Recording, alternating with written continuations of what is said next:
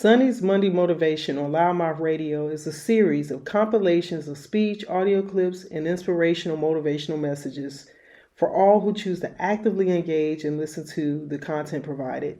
It is my hope that the information shared will provide his listening ears a true glimmer of strength, light, and confidence within to hopefully give you more aspects to believe in yourself to be everything you ever imagined. What you believe about religion, philosophy, science, people, things, all these beliefs color your life. But what you believe about yourself is most important of all, because you can never be anyone else but yourself. And what you believe about everything else is closely related to what you believe about yourself. Many people never achieve their goals because they have too many toxic, negative, energy-draining people in their lives. And you have to have goals outside of your comfort zone that will challenge you, because in order to do something you've never done, you've got to become someone you've never been. And you got to have a mentor who's experienced, who's been there, done that. And as a result of that relationship, because you can't see the picture when you're in the frame. Muhammad Ali said, "I'm the greatest," but he never won a championship without Angelo Dundee. And Michael Jordan never won a championship without Phil Jackson. So you've got to have someone that can see something in you that you can't see, that can take you to a place within yourself that you can't go by yourself.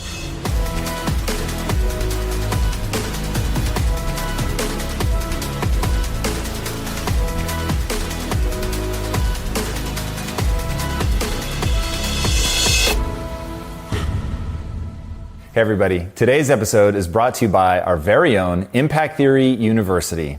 Enjoy the episode. Hey everyone, welcome to Impact Theory. Today's guest is a best-selling author and one of the most lauded and sought-after speakers on the planet. But nobody would have predicted that given where he started. Born on the dirty floor of an abandoned building, he and his twin brother were later adopted and raised as two of 7 children to a single mother who struggled to make ends meet. He was deemed teachable but mentally retarded when he was a kid, and classmates referred to him as the dumb twin. Despite all of this, however, one day, while shining shoes, he paid attention to the powerful words of the motivational tapes one of his most successful customers was listening to. The message made him realize that with enough effort, he could turn his life around. He began reading and drinking in as much wisdom as humanly possible, and after years of relentlessly improving his skill set and receiving encouragement from mentors, he stepped into what he now calls his power voice. Since then, he has hosted popular national TV and radio talk shows, won a Chicago area Emmy, spoken to crowds as large as 80,000 people, written best-selling books, and received the National Speakers Association's most prestigious award, the Golden Gavel. He was named by Toastmasters International as one of the top 5 outstanding speakers in the world, and he's been featured by NBC, Success Magazine, Inc., and the Washington Post, to name but a few. So please, help me in welcoming the man who refused to accept the limitations placed on him by others, the multiple-term state representative for Ohio, who can count AT&T, Disney, and IBM among his staggering client roster. One of the most powerful orators and teachers of our time, Les Brown.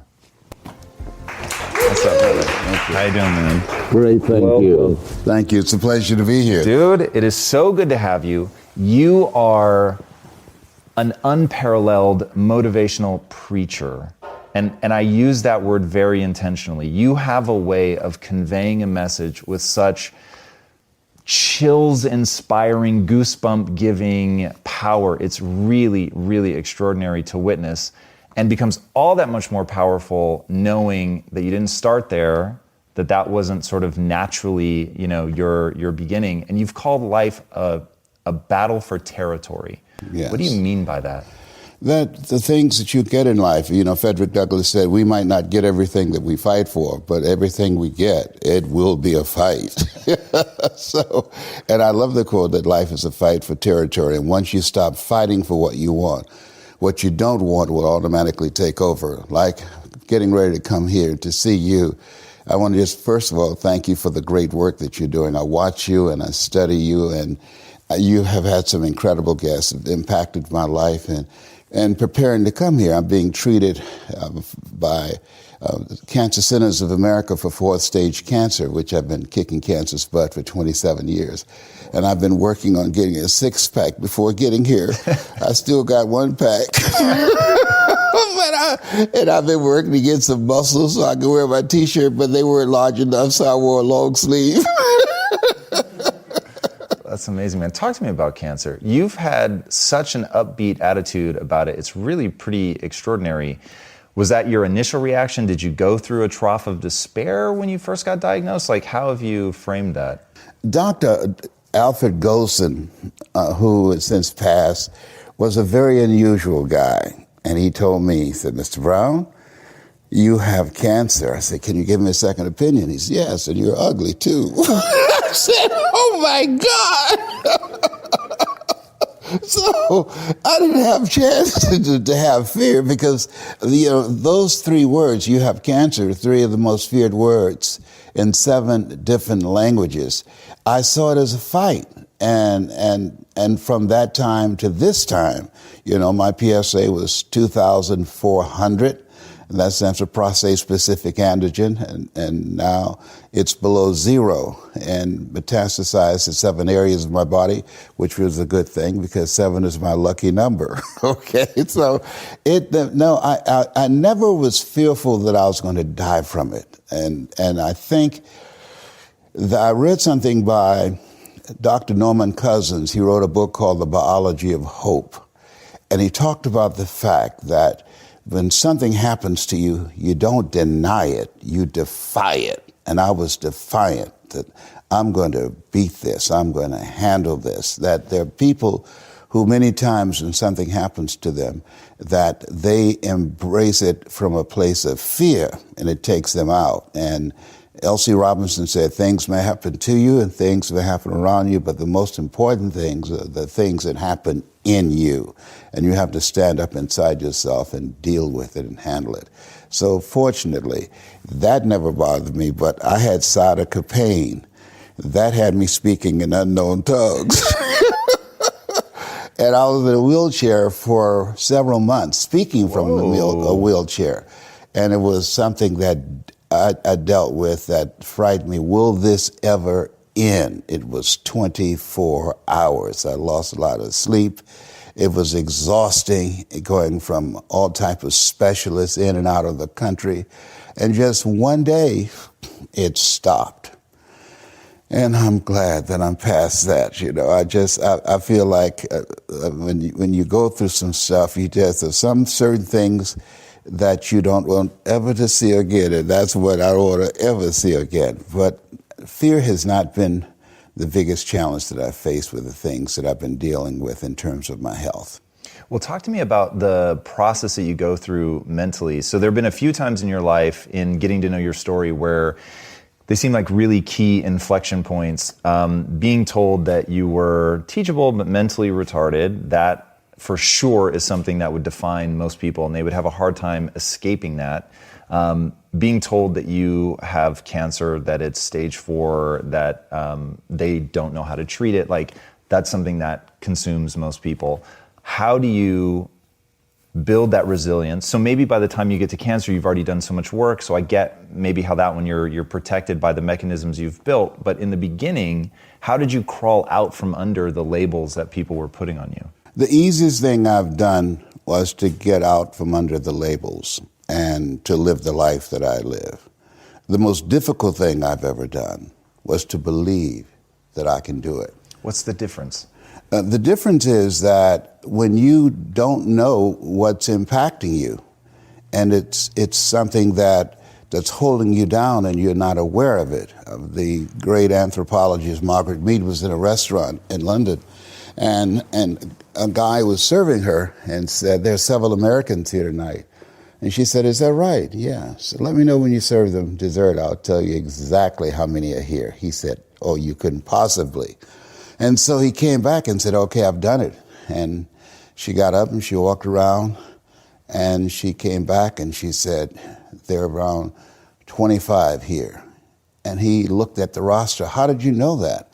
Say, in America, We eat differently from you when we eat a dessert. You eat it from the crust toward the tip.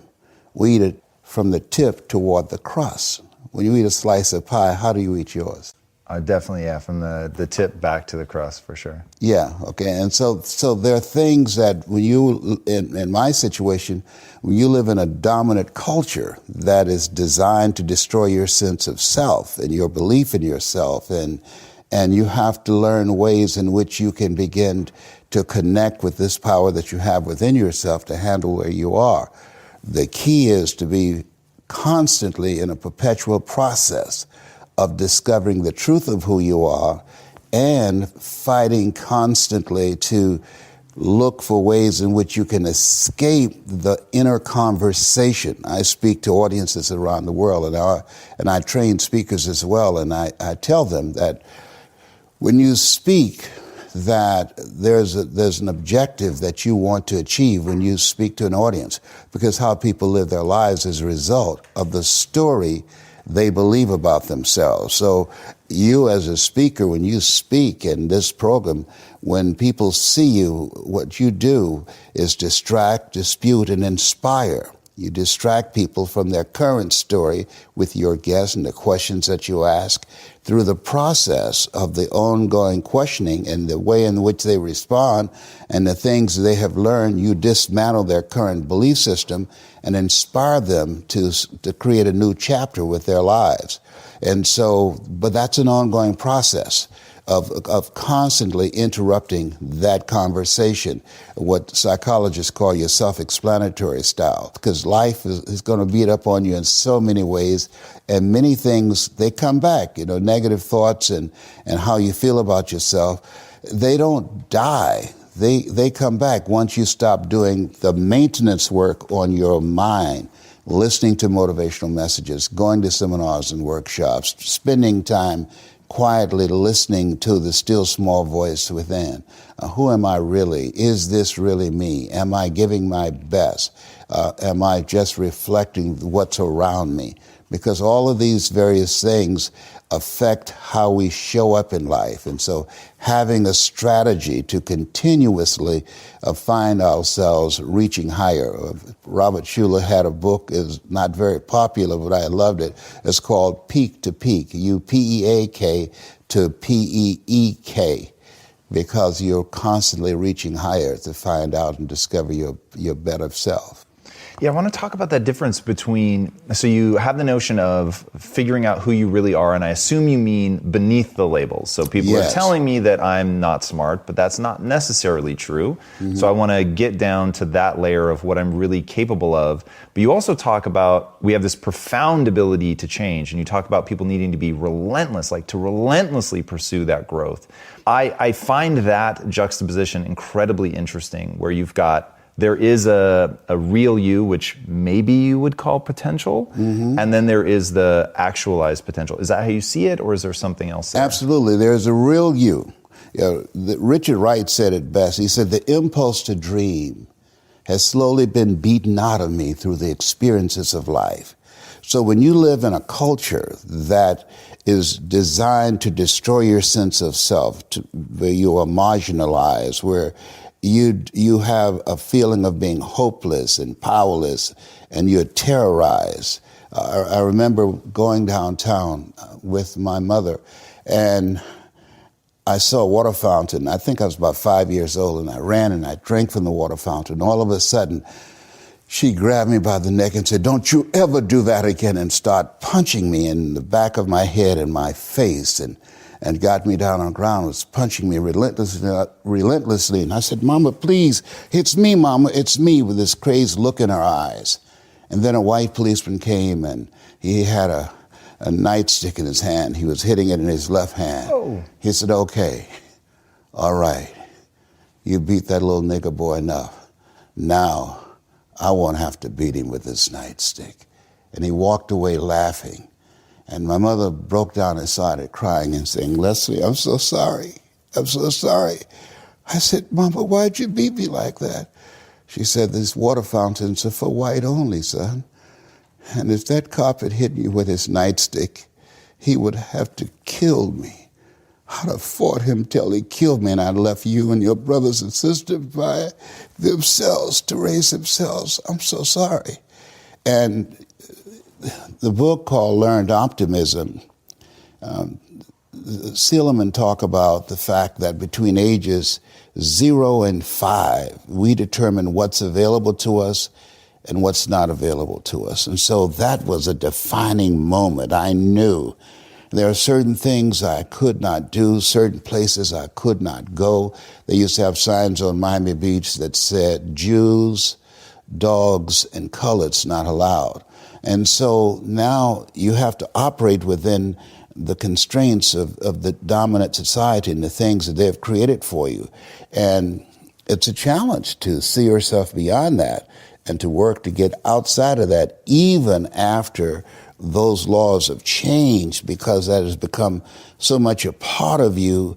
You unconsciously operate within the parameters of what has been put in place. Like you're driving on the expressway, the 405, and you'll get off on an exit that you weren't going in that direction, but you unconsciously did it because you've done it so many times that many people, because they're not making a conscious, deliberate, determined effort to think outside of what life has thrown at them, they end up doing the same thing over and over and over again. Einstein said that thinking that has brought me this far has created some problems that this thinking can't solve. And so through relationships, through reading, through studies, through goals and dreams beyond your comfort zone, it allows you to begin to live out of your imagination as opposed to out of your history. Disney said, the imagination is a preview of what's to come. And so as a kid, I dreamed a lot about taking care of my mother. I used to go with her to work to clean homes, and she kept her children, and she cooked for these wealthy families. My mother could bake a sweet potato pie so good you couldn't eat it with your shoes on. You had to take your shoes off so you could wiggle your toes. And I used to look at these big, beautiful mansions and said, Mama, what is it, Leslie? When I become a man, I'm going to buy you a big, beautiful home just like this. Oh, you don't have to do this. I said, I know, but you didn't have to adopt us either. And you did. And so I'm here with you because of two women. One gave me life. The other one gave me love. God took me out of my biological mother's womb and placed me in the heart of my adopted mother. And because of her example and my love for her and the passion that I felt in my heart, I've got to do something to make her proud. I've got to do something to put myself in position to be able to take care of her. That drove me. Nietzsche said, if you know the why for living, you can endure almost anyhow. Jesus, man, that was a lot. I want to go back to this notion of dominant culture. You look so young. I forget how long you have been walking this planet. 75. I'm 75 years old. It's fucking incredible, man. So thank you. You have so much optimism. You're so positive. You're so quick to laugh. Going back to the way that the dominant culture can dismantle so many people, what are ways that the dominant culture is dismantling people's creativity, their very spirit today that people should be watching out for? Well, just think about if you were an immigrant and you're watching television and you see people who can come from white cultures with no problems whatsoever, like the president's in-laws, but brown people coming from other countries, they're separated from their children and put in cages, and there's a silence. There's not millions of people protesting and saying, this is not who we are as a country. This is inhumane. I believe that all of us have a responsibility that we want to live a life that will outlive us. The work that you're doing. There are people that you will never meet, whose lives that you've transformed, that you're living a life that will outlive you. Just think about the fact that this program has given a lot of people hope, and there's hope in the future. It gives you power in the present. every 40 seconds, someone commits suicide. But because of something you say or some guest that you've invited, and as they share their story, you interrupt that story of being hopeless and powerless and not wanting to be here anymore. And because they took the time to watch, you create an experience. Oliver Wendell Holmes said that once a man or woman's mind has been expanded with an idea, concept, or experience, it can never be satisfied to going back to where it was. And so at the end of the program, at the end of one of your presentations, there are people who, because of you, their lives will be transformed, and they will become a pencil, as Mother Teresa would say, in the hand of God, and start writing a new chapter with their lives. I want to talk about that, writing a new chapter. So you've talked about the little voice that people have, the need to create quiet space to hear that. Combine that with the notion of the culture sort of chipping away at people, and whether it's based on, race and oppression, or whether it's just the school system teaching you to be a good cog in the machine, or whatever other things people have to fight against. How can people that are listening to this now, especially if they're an adult that's got all those labels put on them, that's had their creativity squished, what process do they do to hear the voice? What sort of communion can they do to create that imagination that's going to allow them to get out of that and move towards something new? That's the reason why you designed this program, you and your team, for them to do that they have to expose themselves to something that will give them a different vision of themselves. And in addition to that, they have to put themselves in a community of what I call OQP, only quality people. A gentleman who dramatically transformed my life, I was a junior at Booker T. Washington High School in Miami, Florida, and I went in his class looking for another friend, and he said, "Go to the board and work this problem out for me." I said, "Sir, I can't do that." He said, "Why not?" I said, "I'm not one of your students." He said, "Do it anyhow." And the other kids started laughing, saying, "He's Leslie, he's DT." And he said, "What's DT?" His brother is smart, but he's the dumb twin. And I said, "I am, sir." And he came from behind his desk and he pointed at me. He said, "Don't you ever say that again. Someone's opinion of you does not have to become your reality." And he taught me three things. He said, if you want to become successful in life, young man, he said, number one, you got to change your mindset. He said, you don't get in life what you want, you get in life what you are. Number two, practice OQP, only quality people. You earn within $2,000 to $3,000 of your closest friends. I found that out. I left all my broke friends. I said, y'all got to go. Because I used to be so broke, I'd pass a bank and trip the alarm, And the third thing he said, develop your communication skills, because once you open your mouth, you tell the world who you are. He said, those are three major things that you want to work on that will liberate you from living in Liberty City, living in poverty and Overtown. It will help to escape out of where you are right now, because I see you watching me and I know you want more. I can see the hunger in your eyes. That's why my book is about to come out called You Gotta Be Hungry. I love that notion. I love that title. So how do people get hungry? You get hungry by finding something that's you. I believe that all of us are born unique, but most of us die copies. You got to find out what is it that turns you on, what resonates with you. One of the things that I realized and what allowed me to become successful as a speaker, the speaking industry has been hijacked by people who speak to sell, and it's okay to do that and make money. I speak to change lives because somebody spoke and changed my life. So this is my passion. This is my drive. This is something that I feel in my heart. And so the key to that hunger-driven life is a heart-centered life.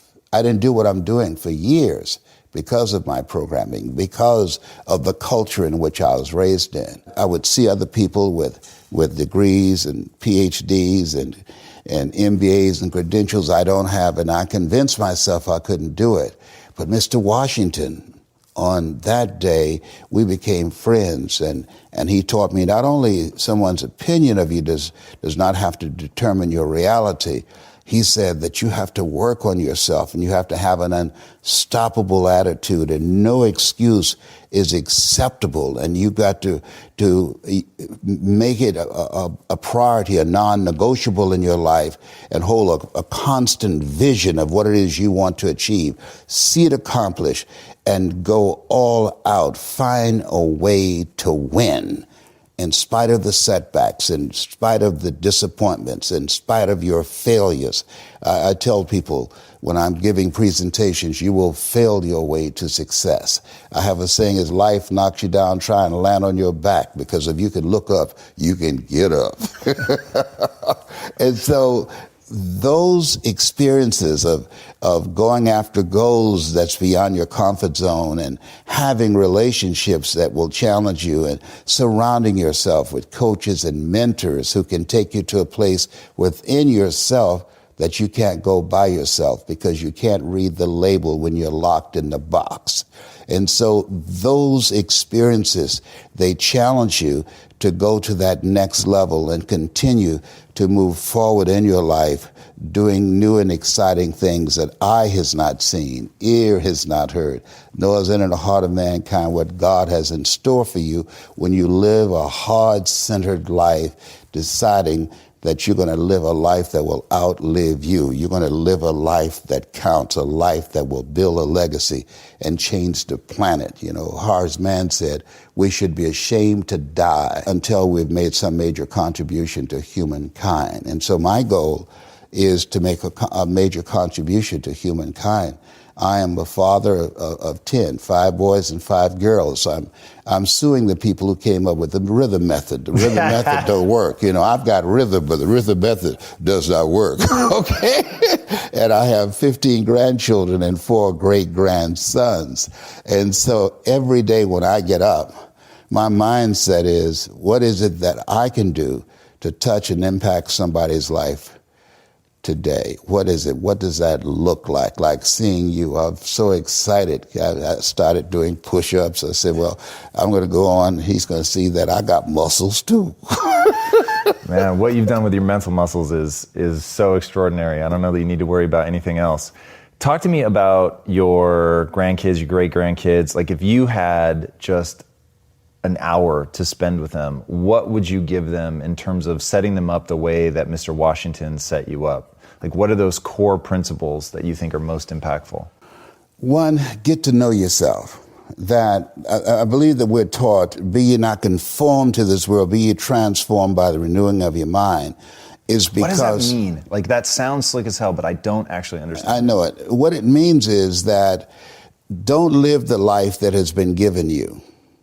By the culture, by your parents. By their circumstances, by the people that's around you. That Sidney Poitier wrote a book called The Measure of a Man. And he said, when you go for a walk with someone, something happens without being spoken. He said, either you adjust to their pace or they adjust to your pace. Whose pace have you adjusted to? And so there are things that we pick up and we think that they're our choices, but they're the choices that we've been programmed by life to do. When we leave our homes in the morning, we're bombarded with over 6,000 advertising hits through Facebook, through Twitter, through Instagram, through television, through our phones and through our communities, and through the computers. And so all of these things are impacting us every day. So if you don't have a program for your mind, then your mind is going to be programmed, and you'll find yourself doing things that you did not know, and that they affected you, that they, through marketing techniques and strategies, that they will create a thirst within you. I came up in an era that said if you built the best mousetrap, the world would be the path to your door. But if you know marketing, People will sleep outside your store to buy a telephone they've never touched or seen, but because of the marketing, they said, I got to have that. And when they get it, it's a smartphone, but they're a dummy because they don't know how to work it. And that is me. I got a smartphone, but all I can do is do text messages on it. Hey, that's already pretty good. All right, so we've got our grandkids in a room. We tell them, don't be programmed by the culture. You got to figure out who you are. You got to get to know yourself. You want to spend time reading. Reading is very important. Give me some powerful books. One of the books I enjoy is by my mentor, Mike Williams. He saw this Les Brown before I saw him. I was a disc jockey at WVKO radio station in Columbus, Ohio. And he said, hey, Brownie. I said, yes. He said, you know why you go see Robert Schuller and Tony Robbins and Zig Ziglar? I said, because I like their message. He says, no. He said, that's who you are, man. You can do that. And he said, you know why Bert Charles gives you so much hell here? I said, well, he just doesn't like me? No, because you've outgrown this place. There's something else for you to do. You can do what those guys do. But at that time, I was suffering from possibility blindness. I couldn't see it. I had the conversation in my head of being labeled educable mentally retarded and failing twice in school. But over the years, experiences continue to peel away, and you wax a floor. You don't put wax on the existing floor. You strip it first. And so over the years, the seminars, the workshops, the examples, the things that I observed, like people like yourself, begin to peel away and penetrate and connect with that part of myself that says, I can do this, I can do more, and I deserve more. And so I would teach my kids that you have to transform your mindset. You have to continuously upgrade your relationships. My youngest son, John Leslie, poses a question. He said, when you have goals and dreams you want to achieve, he said, ask yourself the question, who should I count on and who should I count out? And so many people never achieve their goals because they have too many toxic, negative, energy-draining people in their lives. And you have to have goals outside of your comfort zone that will challenge you, because in order to do something you've never done, you've got to become someone you've never been. And you got to have a mentor who's experienced, who's been there, done that. And as a result of that relationship, because you can't see the picture when you're in the frame, Muhammad Ali said, I'm the greatest, but he never won a championship without Angelo Dundee. And Michael Jordan never won a championship without Phil Jackson. So you've got to have someone that can see something in you that you can't see, that can take you to a place within yourself that you can't go by yourself. So I would teach them the value of having a life coach, that life is an adventure and it's going to be a challenge, and get ready because you're going to fail your way to success. You're going to get slapped around by life. And don't spend time complaining about it and telling everybody 80% don't care and 20% glad it's you. Too true. I want to close the loop on the books really fast. So give me 2 or 3 books that you think everybody should read. The Road to Your Best Stuff by Mike Williams. I wrote the foreword to that. Live Your Dreams by me. It's a very good one. Another one that's a little known book that people don't talk about. It's by Robert Collier called Secret of the Ages. That's a book that really inspired me, that Mr. Washington gave me. Secret of the Ages. Another book that I love. What is The Secret of the Ages? The Secret of the Ages, that you have the power to do more than you can ever begin to imagine. Don't underestimate yourself. You don't know enough about yourself to become a cynic. And so you've got to challenge yourself to access that power that you have within you. You're more than a conqueror. And the other one is a little small book that I don't care how many times I read it, I always get something of value. James Allen, As a Man Thinketh. And they have a female version of it, As a Woman Thinketh. Those are books that I enjoy very much. What is it about As a Man Thinketh? I tried reading it, and to be honest, I couldn't get into it. But I've heard a lot of people that I respect a lot say that book really has something. What am I missing? You know, he died in prison. And in spite of all of the things that he went through, because he was a guy that was ahead of his time, his experience in the area where he was, and being in prison because of his philosophy of life, didn't make him bitter. You know, we've all heard the saying, things in life will make you bitter or they'll make you better. And he became better. He did even more profound work while he was incarcerated before he ultimately died. And so his focus on the value of not only just changing your mind, but having a program to do maintenance work on your mind, because those negative thoughts will come back with a vengeance. Once you stop the ritual of whatever you are doing, that will hold those negative thoughts in check. Negative thoughts are like weeds. You can't kill weeds. You can hold them down for a minute. But once you stop doing the things to overpower those negative thoughts, because we've been taught to dislike ourselves, that if I say to you, Tom, you can't do this show, you just don't have what it takes. You have a face that only a mother could love, Tom. You can't do this. Then MIT did this study, and somebody else has to come along and say, Tom, don't pay any attention. You can do it, Tom. You can do this. Don't listen to him. You can do this. Listen to me, Linda. You can do this. 17 times to neutralize that one time.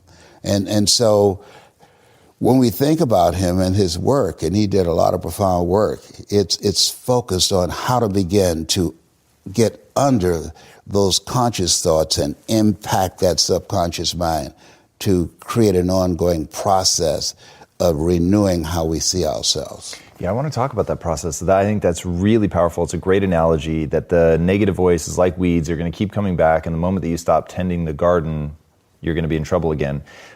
What does your process of tending the garden look like? What do you do on a daily basis to keep it clean? Well, we've developed a program called 4 Steps to Greatness, and it's a cyclic process. One, self-awareness, where you constantly, every day when I get up, I read. I get up and there's a scripture I love, because all things work together for good for those who love God and for those who are called according to his purpose. And so I meditate on that, and I visualize myself doing some good stuff in the planet. The next step is not only self-awareness, but the next thing is self-approval, that you have to have a program that will increase your sense of self, reading, doing good work, volunteering, constantly looking for ways in which you can improve all the dimensions of your life, being a better father, being a better husband, a wife, or being a better person, because we want to have a holistic approach to life. Because if your achievements outgrow your sense of self, you will unconsciously engage in self-destructive behavior. And we're witnessing that now on a national level. Yeah, you're touching on the thing that I find maybe most distressing in life. I want to know about your mom and how you were able to see her so well in the way that, this kid couldn't see his father. What was it about your mom? You've quoted Abraham Lincoln as saying, everything that I have or ever will have is a result of my mother. And you said you feel the same way. What was it about her spirit, what she did, that so impacted you? One, I believe that she lived a heart-centered life, because I don't feel I was given away. I've never done a search for my birth parents until recently, because of these various advertising on television, And this has something happened to you or some of your children. You want to know if this is something that runs in your family. But a reporter asked her one time, how did you know, as a single mother, 3rd grade education, that you could raise 7 children by yourself? And her response was, I just felt that the Lord would make a way somehow. And so whenever I go after a goal, even though I don't have the money, even though I don't have the resources, even though I don't have the connections, I remember sending one of my messages to Gunther Rinker, who had a commercial for Tony Robbins' Personal Power every 30 minutes on television. So I sent them one of my motivational cassette tapes at that time. And they sent me a letter back, said, you got an inspiring story, but you're black. And I wrote back and said, thank you for telling me. I never would have known that had you not reminded me. At the end of it, I wrote, I'll see you from the top. Okay. And so because my mother, she made a way out of no way. She promised our birth mother, she said, our birth mother, Mr. Moore, said, your mother was confronted by your birth mother. I took her in Liberty City on 62nd Street in this abandoned building. And word was this lady had twins and didn't want them separated. And when I brought Mamie in there, my mother, your birth mother got up and got in her face and got close to her nose and said, are you the one? Will you take good care of my boys? And Mama said, yes. You promised never to separate them? She said, yes. You're going to be good to them?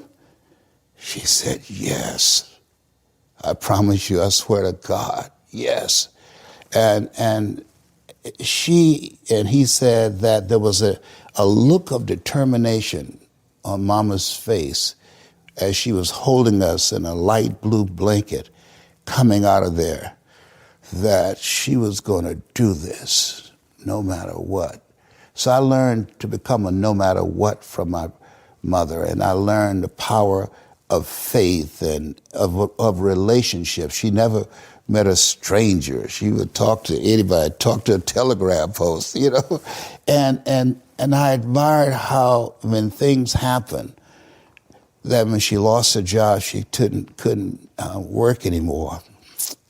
And she started selling homebrew and moonshine to keep food on the table. And she was arrested, you know. She went to jail for us. And I was 10 years old, and they said I was an old man because I became a man then. I sold copper and aluminum at Pepper's Junkyard. I cut grass, I shined shoes, I sold newspapers to provide until Mama came back. And when she came back, because I opened the door, because this guy who came to a house, and he was what you call an undercover agent today. During that time, we called him a stool pigeon. And he said, I want to surprise your mother. Don't let her know that I'm here. I've got some friends. I want to meet her. And I opened the door, and he threw me against the wall, and he hit me. And they went in the back, and they brought Mama out in handcuffs. And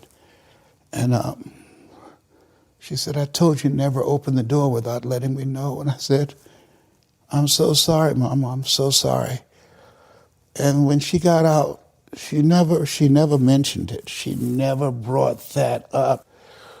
But Mama, she sacrificed. Mama, we never went to bed hungry. Mama kept a roof over our head. When she got out, she kept children. She baked sweet potato pies. She cooked for people. She found another way to generate income for us. So that's why I admire her so much. Yeah, that's incredibly powerful. You have really lived that in your life, which is extraordinary. You told one story one time, which I was really moved by, about the by any means, being relentless, not stopping, not making excuses, selling door to door. And you and another guy started at the same time. I think it would be really powerful, especially given that context of how much your mother planted that seed in you. Yeah, this is a time where you have to be hungry because according to the Department of Labor, over 20,000 people lose their jobs every month and being replaced by artificial intelligence. And so I used to sell television sets. So a guy named Sam Axelrod knock on the door. Hello, hi, would you like to buy a good working television set? No money down. And they say, no, you're going from door to door. And he would call the guys together when it gets so late and say, okay, we got to go. And he would call everybody to the car. And he said, wait a minute, he counted ahead. Hey, Leslie's not here. And I could hear him saying, hey, Leslie, come on to the car. And I said, no, Sam, why not? I said, I'm not going to stop until I sell a television set. I haven't sold yet. No, nobody's sold anything yet. I don't care, Sam. I've got to do this. I made a commitment. I'm going to make enough money to put groceries on our table. And I would knock sometimes 10:30 at night. And, hi, would you like to buy a nice working television set? No money down? Do you know what time it is? Yes, I do. I'm going to buy groceries for our family. Somebody's going to buy a nice working television set from me tonight, and it might as well be you. And they say, come on in here, fool. It better be a good one. So I learned how to be unstoppable. When he came to pick the other guys up, we had to wait till they got dressed, but I would be standing out front looking for him, waiting, because I was hungry. They were getting money just to have a good time, to party on the weekend. I was earning money so that we could eat. That's all really incredible in terms of just having a vision, knowing what motivates you, going out, being relentless and pushing. How do you talk about making people thirsty? You've the oft quoted, you can lead a horse to water, but you can't make them drink. So how do you make the horse thirsty? You make the horse thirsty by finding out what is it that will create that thirst. One of the advantages that I had coming into the speaking industry, it's governed by the philosophy of the Dale Carnegie course, which is a great course. Tell them what you're going to tell them, and then tell them what you told them. Mike Williams, my mentor, said, Brownie, never let what you want to say get in the way of what your audience wants to hear. Conduct communications intelligence. Ask them.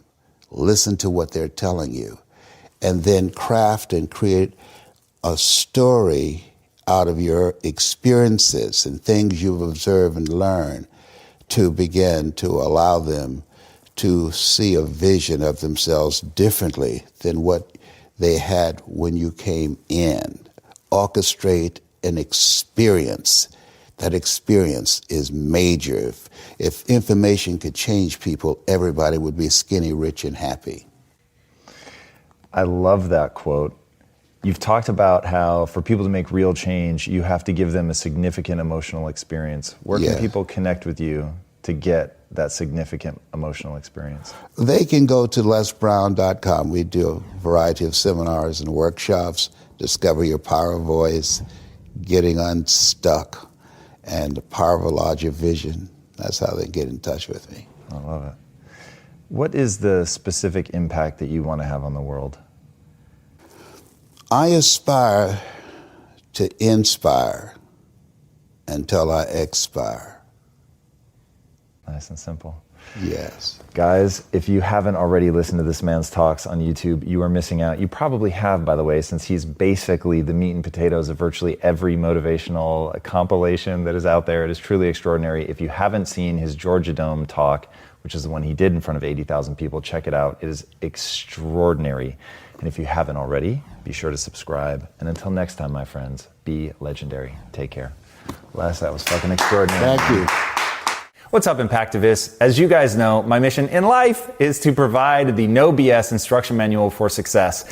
And to that end, we've launched our brand new learning platform, Impact Theory University. Our goal with ITU is to provide you with curriculum that will help you take your career, business, or personal development to the next level. So regardless of your end goal, ITU is designed to provide you with the universal principles and tactics of success that will propel you forward. So whether you want to build a Fortune 500 company, advance quickly up the ranks at your company, become a more effective parent or partner, or simply get unstuck, there are core principles that apply, and that's where Impact Theory University comes in.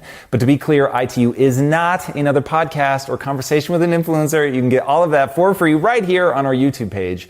Instead, it is structured education delivered in a compelling format and paired with social support and accountability. We offer 2 tracks, business and mindset. And regardless of which track you choose, you'll gain access to a library of all of our pre-recorded classes, as well as 2 hours of live teaching per month, where you'll have the opportunity to engage with me, ask questions, and meet others in the community. Every class also comes with an actionable worksheet designed to help you take the immediate action that is required to make any new skill stick. And last, but certainly not least, as a student enrolled in ITU, you'll get access to an exclusive online community of other like-minded individuals who will help you study the content, work through all of your goals, and keep you accountable at all times. ITU pricing starts as low as $47 a month for the mindset track and $97 a month for the business track. There's also a 50% discount if you buy the whole year up front, and additional discounts if you sign up for both mindset and business. When you bundle all of the discounts together, the cost drops to roughly 80 cents a day. I think ITU truly is the best content we have ever made, but if you sign up and don't agree that it's worth, say, 10 times what you paid, just take advantage of our no questions asked 30-day money-back guarantee. I don't want any of us to get paid unless we're delivering disproportionate value. So trust that the refund process will be absolutely hassle-free. And if this sounds like something that would help you move forward in your life, but you can't afford it, we do have a scholarship program that you can apply for that provides free access to those in need. All right, everybody, if you want to take advantage of this and make a dramatic leap forward in your life, sign up today. The link is in the description, or you can go directly to university.impacttheory.com. I look forward to seeing you on the inside, my friends. And until then, be legendary. Take care. How does a firefighter go into a burning building when there's this enormous adrenaline and epinephrine, that could stop most people dead in their tracks? They learn. Here's the feeling. It's normal. When you buy Kroger brand products, you feel like you're winning. That's because they offer proven quality at lower than low prices. In fact, we guarantee that you and your family will love how Kroger brand products taste, or you get your money back. So next time you're shopping for the family, look for delicious Kroger brand products, because they'll make you all feel like you're winning. Shop now, in-store, or online. Bakers, fresh for everyone.